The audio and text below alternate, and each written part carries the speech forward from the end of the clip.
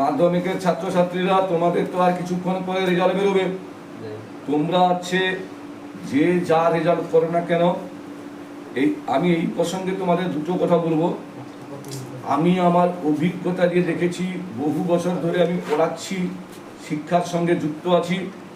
বহু ছেলে দেখেছি মাধ্যমিকে খুব খারাপ রেজাল্ট করেছে, 400 পেয়েছে, কিন্তু উচ্চ মাধ্যমিকে সে ছেলে 95% নাম্বার পেয়েছে। সেই সংখ্যাটা যদিও খুব বেশি নয়, 40% ছেলে হলেও আছে, তবে ম্যাক্সিমাম ছেলেকে দেখেছি মাধ্যমিকে 95% নাম্বার পেয়েছে, উচ্চ মাধ্যমিকে ফেল হতে দেখেছি।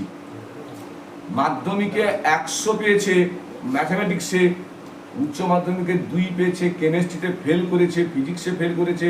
এরকম ছাত্র ভুরি ভুরি উদাহরণ আমার কাছে আছে।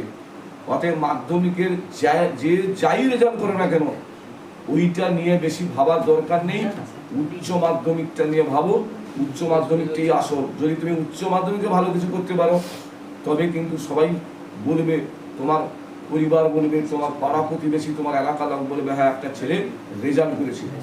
উচ্চ মাধ্যমিক তোমার জীবনের পথ দেখাবে। পরবর্তী মোটিভেশন স্পিচ নিয়ে আমি আসছি।